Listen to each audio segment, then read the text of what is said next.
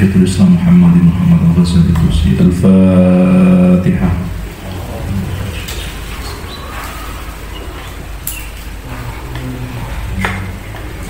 Bismillahirrahmanirrahim. Qala mu'allif rahimahullahu nafa'anallahu bihi wa bi'ulumihi fid dharain amin. Wa addatuha utawi kawalikane sifatul qalbi magharisul fawahish niku wa hiya al akhlaqu wa hiya utawi addatuha iku al akhlaqu akhlaq al mahmudatu kang terpuji iku manba'u ta'ati sumbere pira-pira ketaatan wal qurbati lan sumbere pira-pira taqarrub dumateng Allah. Fal ilmu mongko utawi ilmu bi hududi hadhil umuri kelawan pira-pira batese iki pira-pira perkara wa haqaiqiha lan pira-pira hakikate al umur wa asbabiha lan pira-pira sebabe hadhil umur wa samaratiha lan pira-pira wahe hadhil umur wa ilajiha lan pira-pira treatmente kesaya pengobatane hadhil umur huwa ya al-ilmu bi hududi hadhil umur ila akhirih iku ilmu al-akhirati diwastani ilmu akhirat wa huwa utawi ilmu al-akhirati iku fardu ain fi fatwa ulama al-akhirati ing dalam fatwae para ulama akhirat. Fal mu'ridu mongko utawi wong kang nentang anha saking hadhil umur iku halikun ya wong sing binasa bisatwati malikil muluki kelawan pengaruhe utawa kelawan kuasane raja diraja tegese Gusti Allah fil akhirati dalam akhirat kama annal mu'ridu kaya setuhune wong kang nentang anil a'mali saking pira-pira amal az-zahirati kang zahir iku halikun binasa bisa fisalatin dunia kelawan pedangi pira-pira pemimpin dunia bihukmi fatwa fuqaha dunia kelawan hukume fatwae pira-pira ahli fikih dunia atau fuqaha dunia. Jadi pembahasan sebelumnya itu kita mengkaji tentang bagaimana ahwalul qulub yang mazmumah ya.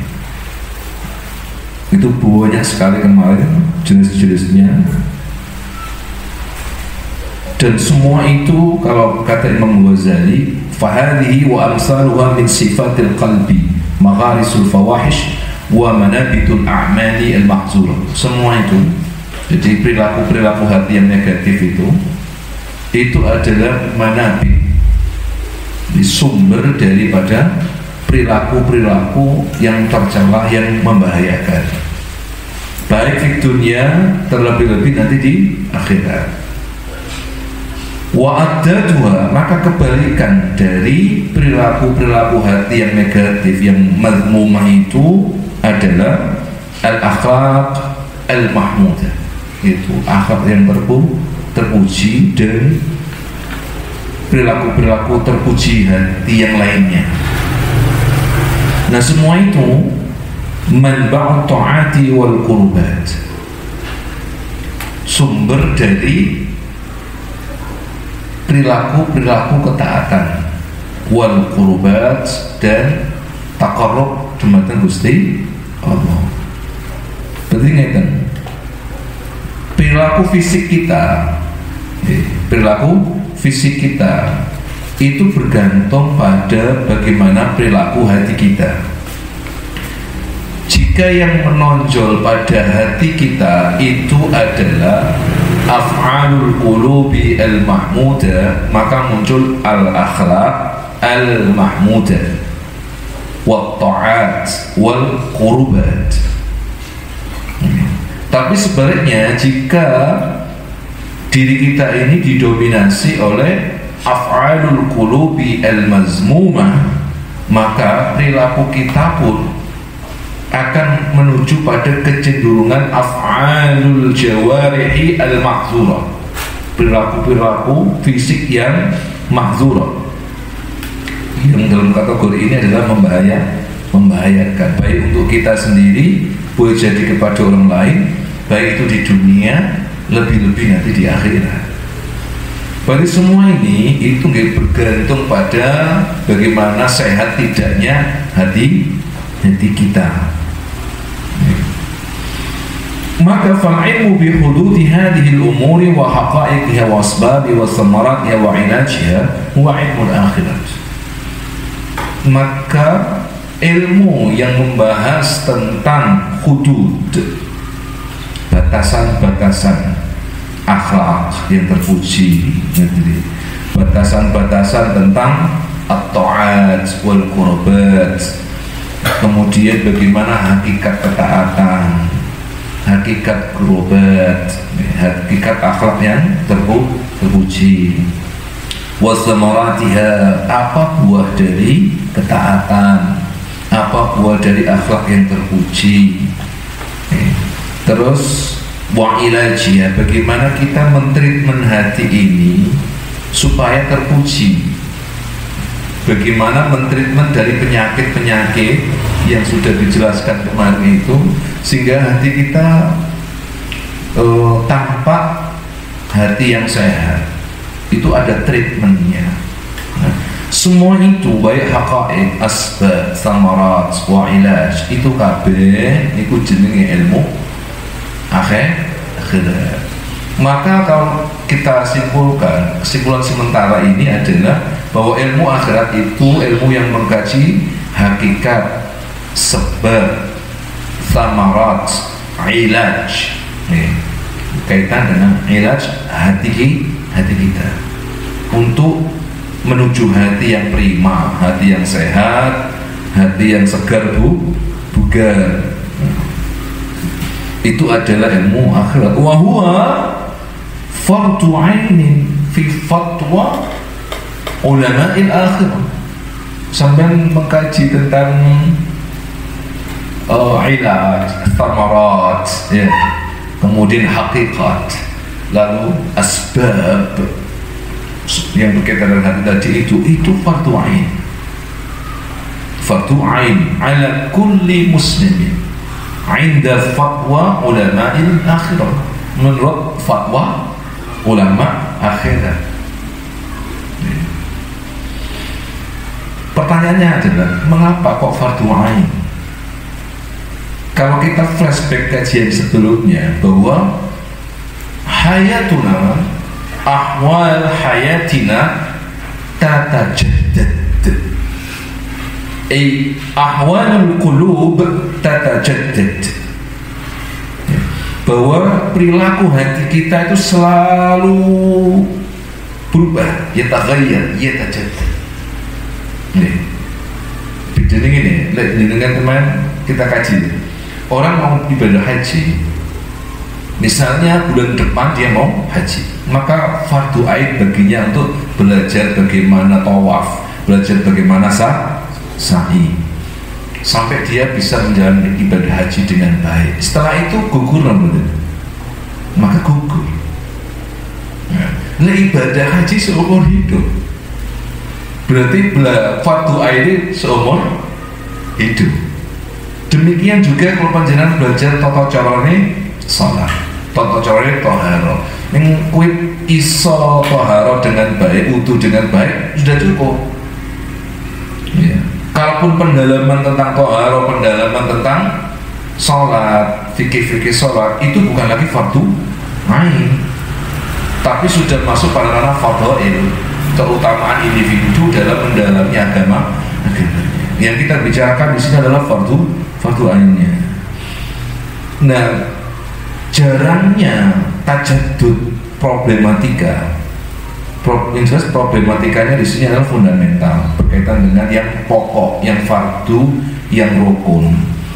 Maka jarangnya kejadian hal baru pada persoalan fikhiyah itu juga akan melahirkan jarangnya refresh ilmu tersebut. Maksudnya nggak gampangnya ini. Wala ngerti ilmu fikih dalam hal toharoh, dalam hal wudu, ya. Selama gue gak lali, ya mesti hilang fardu ain. Gue belajar bagaimana cara membersihkan najis di masjid, bagaimana cara membersihkan najis di pondok, cara membersihkan najis di tempat sholat. Kan satu kali belajar, paham, dan bisa praktek, ya sudah beres. Tapi kalau masalah hati, hari ini kita penyakitan, lalu kita sembuhkan. Apa penyakit itu akan muncul setahun lagi? Kan tidak. Hampir setiap hari dia tajaddud. Bahkan satu hari boleh jadi kita itu 4-5 kali riya. Iya. Apakah kita tidak tahu? Tahu. Cuma butuh tajaddud ilmu juga, direfresh terus.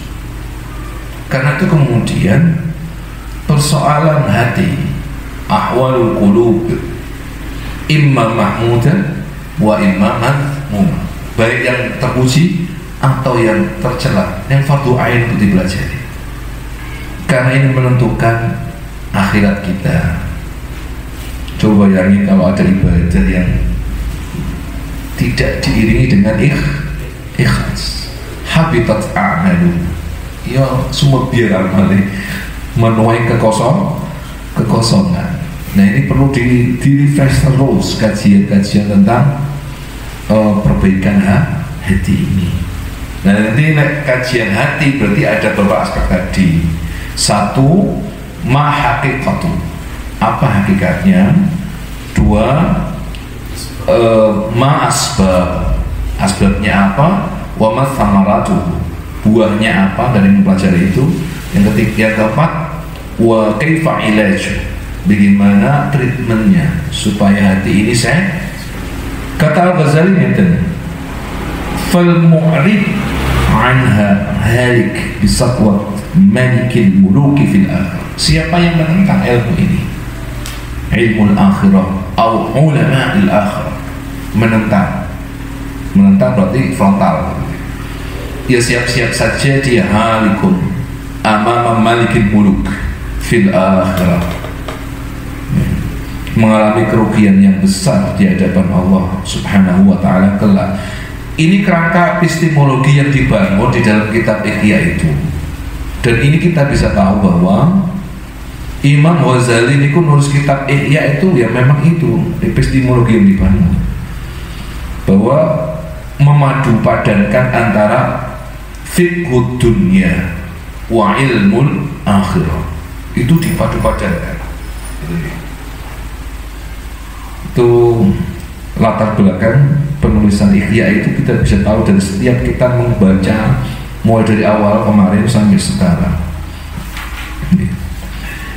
Demikian juga kama anna al-mu'rid 'anil a'mal az-zahirati halik bi sayfi sa'id dunya bi hukmi fatwa fuqaha dunya. Kalau kita menentang ma yata'allaqu bi hukmi dunya, fiqh dunya, hukum-hukum tentang dunia ini yang biasa itu dikaji oleh siapa? Ulama fikih atau melalui fatwa ulama fikih, yo bakal halikun. Sebagai contoh ya, kalau di pemerintahan Islam di zaman dahulu, zamannya 4 khalifah, di eranya Khilafah Abbasiyah sampai ke Utsmaniyah, itu ada para fuqaha atau qudat, para hakim yang itu belajar dari para ulama fikih, yang dimana mereka ini kerjaannya adalah memformulasi, mengkaji istinbat terkait dengan problematika hukum yang ada di masyarakat tertentu, dari hasil kajian itu muncullah fatwa, muncullah ketetapan hukum. Sebagai contoh hukum sarakah, mencuri, maka ditetapkanlah hukum apa? Dipotong tangan misalnya. Zaman samono rek, sapa sing menentang yo halekun. Siapa yang menentang hukum fikih yang di bawah salatin, hukum fikih di bawah salatin, ya halekun, akan binasa. Ya siap-siap masuk lagi jeruji besi. Berapa banyak ulama kita zaman dulu itu yang tidak sepaham dengan fuqaha is-salatin, ahli fikih yang berada di dalam payung pemerintah itu yo nah penjara kabeh. Lek gak ada penjara ya diungsikan. Lek gak manut, lek gak manut atau menentang. Sama dengan ini, siapa yang menentang ilmu akhirah atau ulamaul akhirah, saiki gak apa-apa, tapi halikun amama malikil muluk fil akhirah. Nah ini apa namanya yang disampaikan oleh Imam Al-Ghazali, berarti yang penting. Jadi pendekatan tasawuf Al-Ghazali itu bukan pendekatan amali, tetapi lebih pada pendekatan irfani. Kalau kebanyakan tarekat itu pendekatan yang dibangun awal itu kan amali. Jadi santri itu datang, gue gak mau ilmu wis ilmu apa dulu, sing penting beat dhisik. Ngono iki. Lek dalam tarekat Imam Ghazali gak perlu beat kuwi, sing penting ngaji sing temen. Ya. Iku tarekat Imam Ghazali dibentuk daripada konsep epistemologinya dulu. Ilmu dikuati dhisik. Sampai kok ngerti ilmu tentang hati, maka nanti dengan sendirinya santri itu akan bisa beraktivitas berperilaku baik. Nah, pemolesannya itu dari mana? Dari aspek akhlak dulu yang dibangun, dan itu ilmu dulu. Maka kita dapati di hampir semua kitab Al-Ghazali itu yang diawali kajian awalnya apa? Ilmu. Bidayatul hidayah kangge tiyang awam yo ilmu. Ya. Termasuk di Ihya ini. Di dalam kitab Minhajul Abidin awalnya nopo? Aqobatul Ula. Yo ilmu. Itu tanda bahwa pendekatan sofistik yang ditempuh oleh Al-Imam Al-Ghazali itu adalah aspek apa? Ilmu dulu. Bon.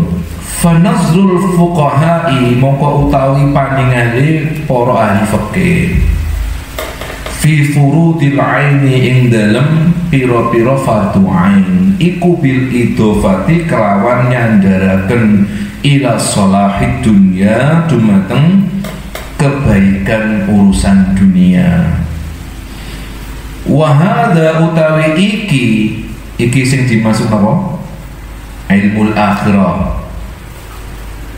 Iku bil idhofati kelawan nyandaraken ila salahil akhirati maring kebaikane urip akhirat.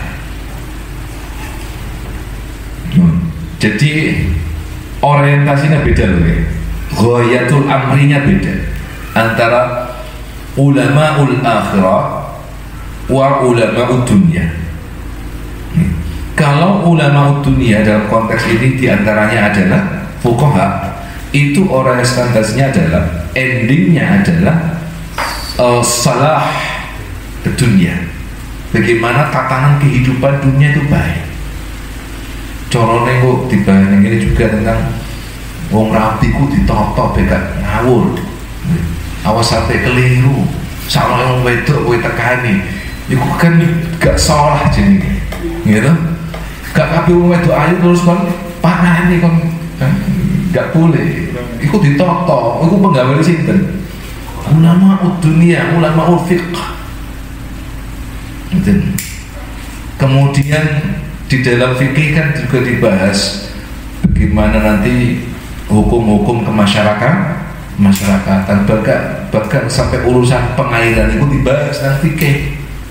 biar kowe gak ngawur ngairi sawamu dhewe sak karepmu sampai bawa tanggane garing sawane. Itu tidak boleh. Berarti tidak ada silah dan tidak ada salah di situ. Maka disinilah peran penting para fuqaha itu untuk menata kehidupan dunia, sehingga menjadi manusia madani. Sedangkan ending tujuan akhir jadi ulama akhirat itu adalah bagaimana menciptakan salahul akhirat, bagaimana nanti kita kelak hidup di akhirat itu baik, fi jannatin na'im.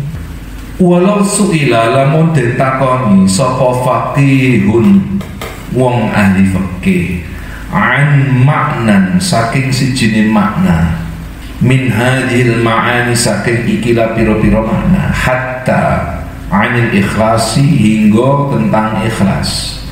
Masalah umpamane au anit tawakkuli utawa ditanya tentang tawakkal au an wajhin ihtirazi utawi saking sisi penjagaan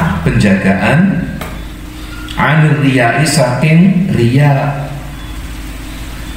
La tawaqqafa iktini mandek sapa sih faqih fihi ing dalam soal iki sama makna ini ma'annahu sartane setuhune makna niki iku fardu ainihi fardu aine faqih, tegese beber masalah pertanyaan-pertanyaan tadi itu, menjelaskan pertanyaan-pertanyaan tentang ikhlas, tawakal dan seterusnya tadi itu iku fardu ainihi, fardu aini ahli fikih harusnya alladzi kan fi ihmalihi iku ing dalem ngangguraken makna niki halakuhu utawi kebinasane faqih fil akhirati dalam akhirat.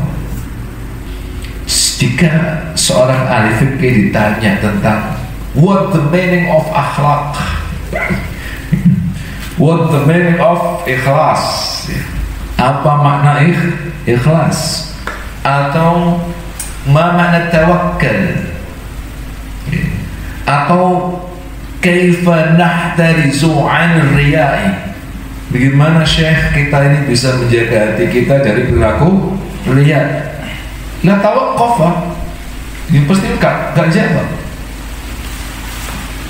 pasti ini gak jawab. Padahal di sisi yang lain itu fardu ain bagi orang alim, fardu ain bagi orang alim ketika menghadapi masyarakat yang bertanya ma huwal ikhlasu wa ma huwat tawakkulu wa kaifa nahtarizu 'anil riya.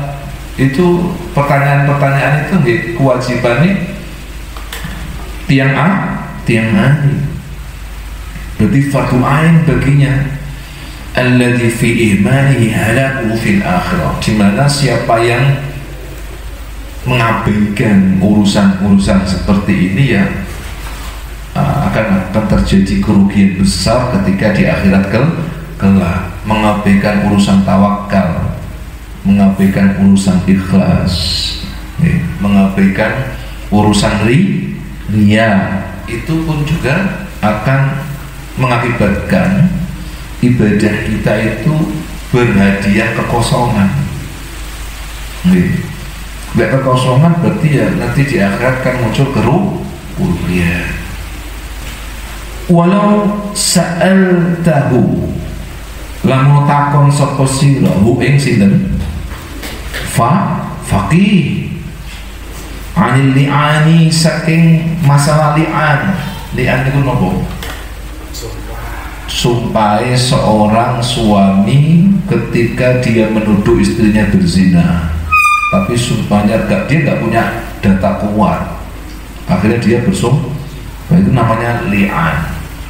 Wazihari utawa persoalan zihar itu adalah ucapan suami yang madakno bagian privat dari anggota tubuh istrinya dengan ibunya misalnya, itu Jihad gegermu koyo geger makmu iku jihad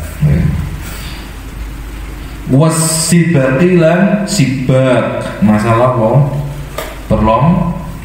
perlombaan waramilan masalah panah memanah lasaroda yektine bakar nutur sapa sefake alaika ing atasira nutur mujalladatin ing pira-pira jilid minat ta'rifati saking pira-pira definisi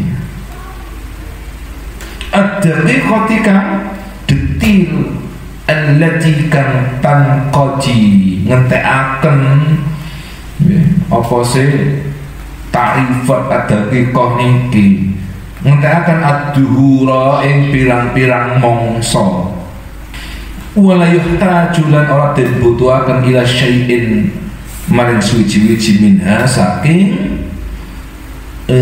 ta'rifat ad-daqiqah wa in ihtija lamun den butuhaken lam takhil mongko ora sunyi apa si al-baladu negara aman saking wong yakum kang jumni ka sapa siman biar kelawan ta'rifat ad-daqiqah fala yazalu mongko ora barbar sapa si faqih ku ya sabu nyapekno awake sapa si faqih fiha ing dalem perkara-perkara niki mau ya perkara-perkara napa niku li'an, zihar, sibak, romi dan sapanunggala niku lailan ing waktu wengi wa naharon lan ing waktu rina wa fi hifdhihi lan oleh ngapalnoe utawa ngreksoe faqih wa darsi lan oleh mempelajari faqih ing masalah-masalah kang kasebut wau iya falu mongko lali sapa sifati amma saking barang wa utawi ma iku muhimun sejatine penting fi nafsihi dalam awak dhewe ne faqih fitine dalam urusan agama wa idza ruji'a alikalane den baliyake fi dalam faqih kala mongko ngucap sapa sifati niku istaghaltu ngetungkulaken sapa ingsun ngetungkulaken bi kelawan ilmu fikih niki li'annahu kronos tuhune ilmu fikih niku ilmuddin ilmu agama wa fardul kifayati lan fardu kifayah ilmu pelajari ilmu fikih niki fardu kifayah kala yang nyektine ngucap sapa sifaki istaghaltu ngetungkulaken sapa ingsun bi kelawan fikih niki li'anna kronos tuhune fikih iku ilmu dini ilmu agama wa fardul kifayati lan fardu kifayah wa yalbasu lan mekenani gawe sapa si faqih ala nafsihi ing atase awak dhewe ne wa ala ghairihi lan ing atase saliyane faqih fi ta'allumihi ing dalem oleh ngajarno faqih. Jadi kalau kita bertanya kepada seorang faqih kata Al-Ghazali walau sa'altahu 'anil li'an waz-zihar was-sibaq war-rami la sarata 'alayka mujalladat min at-ta'rifat ad-daqiqah allati tanqadi ad-duhur wa la yuhtaju ila syai'in minha. Kalau kita bertanya ma hukmu az-zihar wa ma hukmu al-li'an wa ma hukmu as-sibaq wa ma hukmur rami wa ma ila zalika la ajabu mestinya akan menjawab dengan mujalladat panjang lebar. Sebaliknya mau ditakoni ma huwa al-ikhlas wa ma huwa ar-riya wa kaifa nahtarizu anfusana 'anil riya. Napa riya niku ya apa carane jaga riya niku la yatawaqqafa. Mestinya gak jawab diam 1000 bahasa padahal itu fardu ain bagi dirinya tadi itu. Tapi di titik ini ada yang fardu kifayah ai ta'allumul fiqh itu fardu kifayah lil ulama'i li talibil ilmi. Tetapi ketika ditanya ma hukmu zihar wal li'an wal sibaq wal rami, ajabu katsira, mereka menjawab dengan panjang lebar, detail, daqiqah. Itu kan tidak berimbang, tidak berimbang. Ini fenomena yang fakta yang dibongkar oleh Al-Ghazali di eranya, di eranya.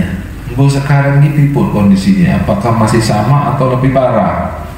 Gitu nih, apa masih sama atau jangan-jangan lebih parah? Ngalor itu niku yo sing dibahas nomor loro niki mau. Bahkan itu ada malah yang lebih miris lagi, itu ada pendatang baru di negara kita ini malah memusuhi Ahlus Sunnah itu, memusuhi Al-Ghazali, bahwa Al-Ghazali itu disebut sebagai ahlul bid'ah. Nauzubillah min, pendatang baru, pemuja teks, meninggalkan hati. Ya tahu sendirilah siapa mereka, sebut namanya. Itu dia. Padahal itu apa? Fardu kifayah. Wih ngajari umat ini bagaimana jadi umat sing gak beringas, menurut itu fardu ain lah. Gak beringas dalam arti apa? Sopan santun, akhlak, bisa ikhlas dalam ibadah, orang riya, dari sebagainya. Justru malah fardu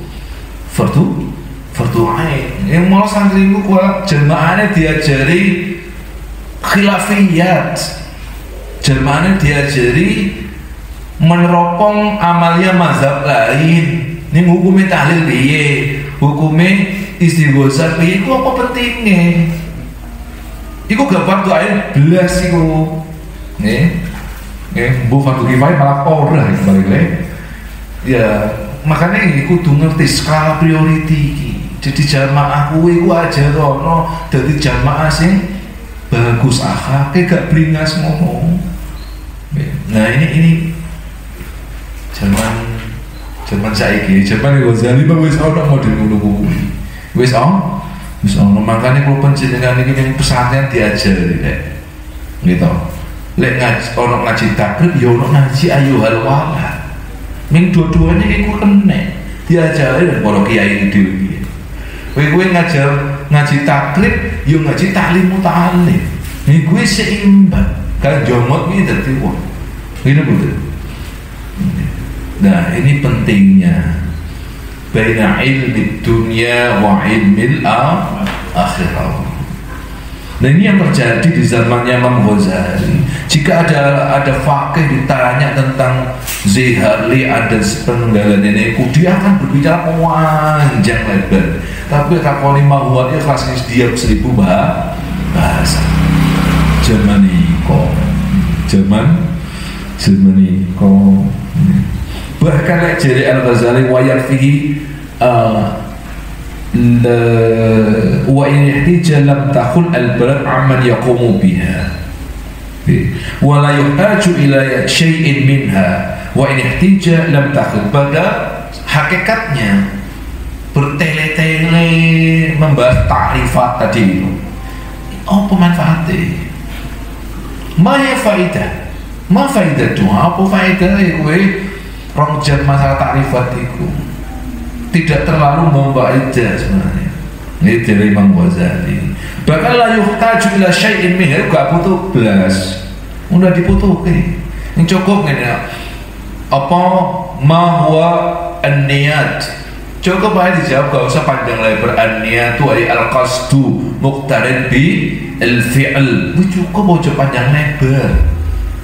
Kecuali memang dadi tiba sul masalah ini. Gitu. Kalau ada di Indonesia ini jutaan manusia sih bahasa masalah cuma berapa sih kan betul. Hanya orang tertentu saja. Nah ini berarti kudu ngerti nih, skala prioritinya itu tidak begitu dibutuhkan. Kalaupun dibutuhkan, seandainya ilmu-ilmu yang mutawala ta'rifat yang dalam kotawilah ini mau kalau dibutuhkan negara itu wakil bisa gudangnya wakil. Coba sampai lihat hampir di semua pondok pesantren kan pendalamannya kemana? Al-fiqh gini betul.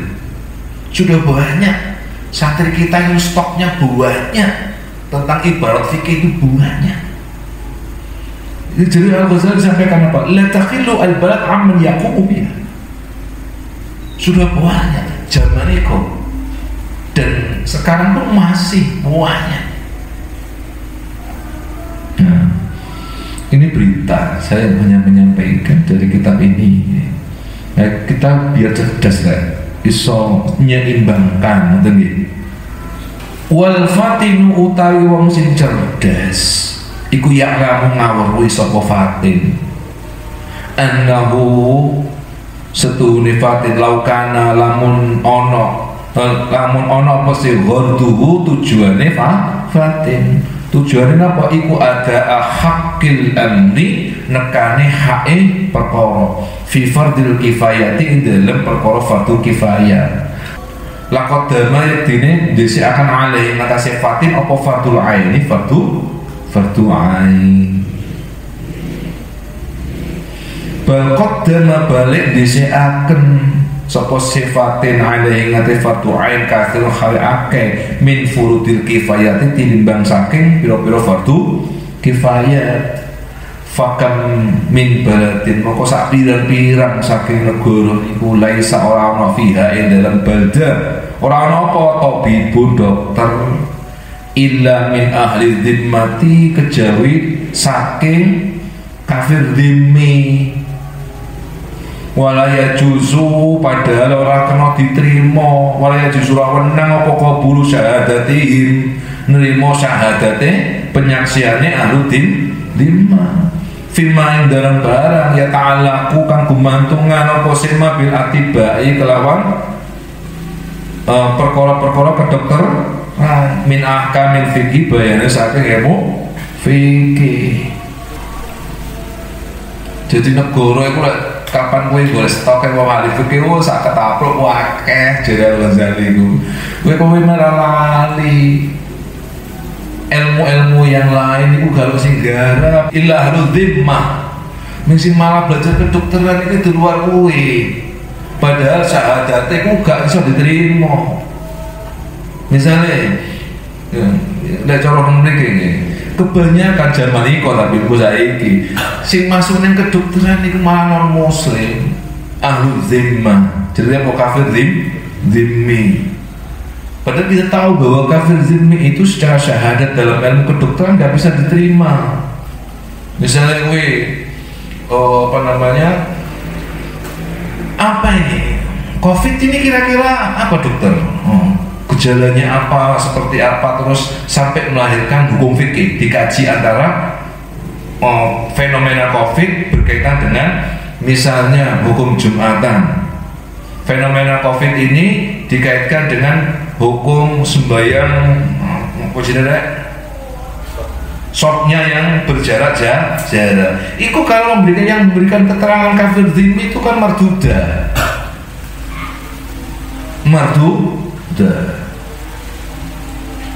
Kenapa kok kita kekurangan syawahid itu dokter-dokter muslim kan? Wong muslim akeh nang fikih. Sehingga kemudian syahadat itu yang didukur sana, syahadat tentang apa? Tibiyat, termasuk masalah fenomena kayak begini itu ditangani oleh siapa? Bisa oleh dhimmi. Nah, ini kan eman, kalau Imam Ghazali itu eman. Berarti kan gini, Al-Ghazali itu sejatinya mengajak di generasi yang lalu itu, di generasi eranya ngajak mbok akeh muslim itu belajar kedokteran, belajar teknik, belajar apa? Ilmu-ilmu yang dibutuhkan oleh umat Islam. Kabeh nang fikih. Akhirnya kowe lek misalnya ono masalah apa jenis seperti COVID bisa seperti sekarang. Lesing memberikan keterangan, padahal keterangan ini jadikan pedoman bagi MUI misalnya. Betul sih memberi keterangan siapa? Dokternya dokter Dini, marduda atau makbula? Kan marduda. Padahal dari keputusan ini sing lampai siapa kok? Gini siapa? Wong Muslim. Lu terus pikiran ini. Makanya ya kudu sadar, yang santri-santri itu kudu ngambil ilmu ya yang belum diisi oleh banyak umat Islam pada umumnya. Jadi logika kayak gini kan cerdas deh. Lepas ilmu dunia toh. Fikih itu ilmu dunia. Ilmu Ghazali. Atib juga ilmu dunia. Maka lek wis akeh sing al-fiqh, sing akeh talibul fiqh wis akeh, kudu ono santri-santri itu mari lulus sanawi ngambil apa? Teknik, ngambil kedokteran, ngambil jurusan-jurusan yang memang itu dibutuhkan oleh umat Islam. Ya, jadi saya pula begitu sependapat jika Al-Ghazali itu dianggap sebagai ulama kemerosotan dari peradaban Islam. Itu tuduhan yang sangat tidak berdasar. Karena apa? Ihya Ulumuddin itu dianggap sebagai kitab yang memerosotkan peradaban Islam. Itu sangat besar. Ini tahu kok ibaratnya ini, gitu? Bagaimana kritik beliau terhadap fenomena di saat itu di zaman abad 5 Hijriah. Betapa pikiran beliau sudah maju sebenarnya, gitu? Tapi umat Islam saja yang mungkin belum sadar tentang pentingnya atib itu berkait dengan hukum agamanya. Sumalana mongkola ningali sapa kita ahad ing wong suci yastaghilu kang ketungkul sapa si ahad bihi kelawan tik mau wa yatahataruna lan padha caci mencaci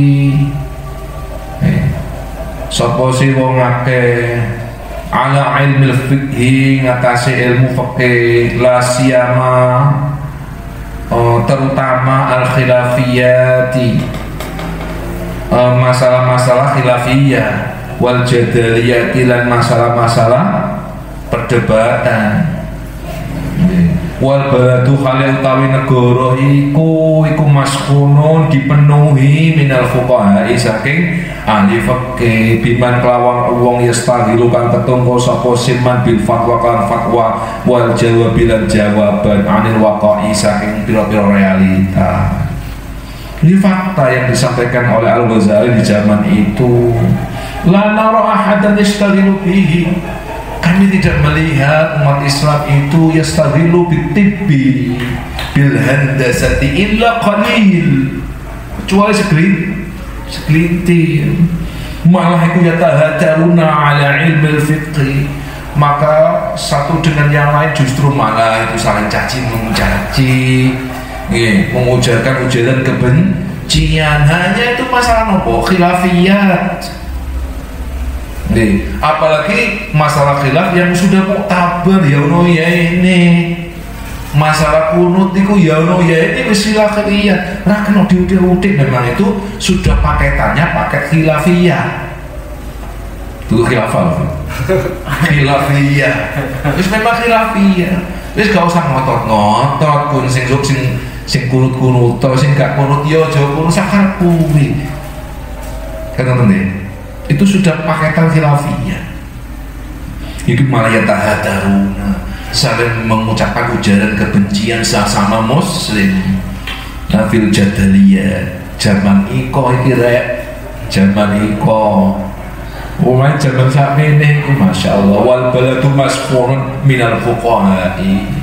Zaman iko itu negara Irak misalnya Basra, Kufah, Mesir ya Hijaz masyhur dipenuhi nih bludak stoknya akeh minal fuqaha'i saking ahli fikih. Falaita sya'ri kaifa yurakhis fuqaha ad-din fil istighali bi fardil kifayati qad qama bihi jama'at wa ihmalu ma la qa'ima bihi. Wallahu a'lam bis-shawab. Al-Fatihah.